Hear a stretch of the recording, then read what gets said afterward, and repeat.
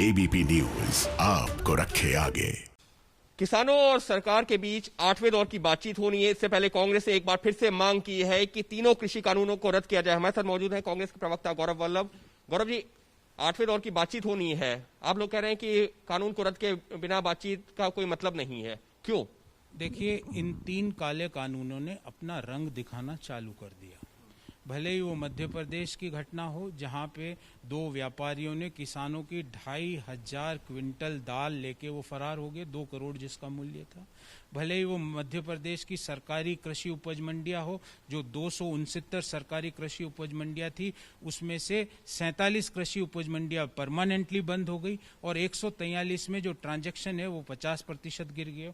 भले ही वो ये खबर हो जिसमें ये कहा गया है कि कंपनियों ने फसल लगवाई लेकिन क्वालिटी का हवाला देकर खरीदने में की आनाकानी कॉन्ट्रैक्ट फार्मिंग को लेकर, तो इन काले कानूनों का इफेक्ट मार्केट में आना चालू हो गया। और आज मैंने एक और बात आपको बताई, वो ये बताया कि किस तरह एक तरफ तो आज 39 डेज हो गए हैं देश के किसान दिल्ली के बॉर्डरों पर बैठे हैं, 57 से ज्यादा लोगों की शहादत हो गई वहां बैठे बैठे।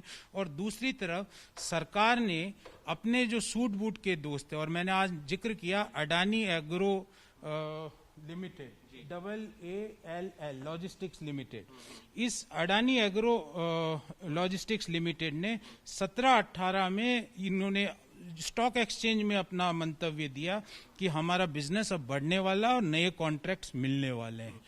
और सरकार ने उनको स्टोरेज का जो कॉन्ट्रैक्ट्स दिए, उनकी रेवेन्यू पहले से उनको डिसाइड कर दी और 30 साल तक का कॉन्ट्रैक्ट दिया, और प्रति वर्ष रेवेन्यू इन्फ्लेशन के आधार पर बढ़े, ऐसी भी व्यवस्था की जाए। हमारा ये मानना है, किसान भी तो यही बोल रहे हैं, किसान भी तो अपनी एमएसपी की लीगल गारंटी की बात कर रहे हैं। जो लीगल गारंटी आपने रेवेन्यूज की और निरंतर बढ़ने वाली रेवेन्यूज की AALL Adani agro logistic limited को दी, वो हिंदुस्तान के किसानों को क्यों नहीं दी जा सकती?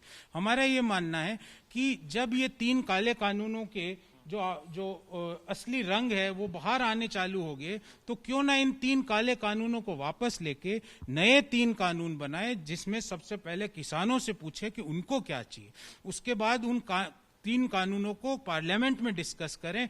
ऐसा डिस्कशन जिसमें विपक्षी सांसदों को निष्कासित करके डिस्कशन नहीं, उनको साथ में लेके वोटिंग करा के लोकतांत्रिक तरीके से डिस्कस करके इन नए जो फार्म लॉज हैं उनको बनाया जाए। लेकिन जब किसानों और सरकार के बीच में जो इससे पहले के दौर की बातचीत हुई है, उसमें 2 मुद्दों पर सहमति बनी है, तो अब उम्मीद ये की जा रही है अगले 2 मुद्दों पर अगर जो है कोई चर्चा है जो सरकार करना चाह रही है, तो कांग्रेस क्यों चाह रही है कि रद्द हो? एक उदाहरण के साथ बताता हूं।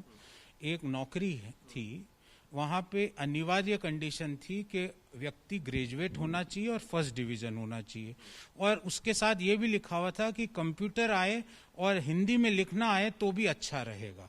अब मान लो कोई 10वीं पास बच्चा कंप्यूटर जानता हो और हिंदी में लिख सकता हो, क्या वो उसको नौकरी मिल सकती है? नहीं मिल सकती। तो सरकार नेगोशिएशन का गेम खेल रही है किसानों के साथ कि हमने 2 मांगे मान ली।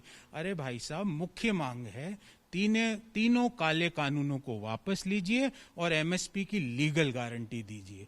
ये इस तरह से जो नेगोशिएशन की ट्रिक्स हमारे जो अन्नदाता हैं, कृपया करके उनके साथ ना खेलें। वो सब समझते हैं और देश भी सब समझ रहा है। साफ तौर पर कांग्रेस का आधिकारिक तौर पर यही कहना है कि तीनों कृषि कानूनों को रद्द होना चाहिए, उसके बाद ही कोई बातचीत आगे बढ़नी चाहिए, क्योंकि ये तीनों कृषि कानून ऐसे हैं जिससे सीधे तौर पर किसानों को नुकसान होगा और किसान ये बात बखूबी समझते हैं और इसी वजह से उनका लगातार ये आंदोलन जारी है। कैमरा पर्सन राजेश पांडे के साथ अंकित गुप्ता, एबीपी न्यूज, दिल्ली।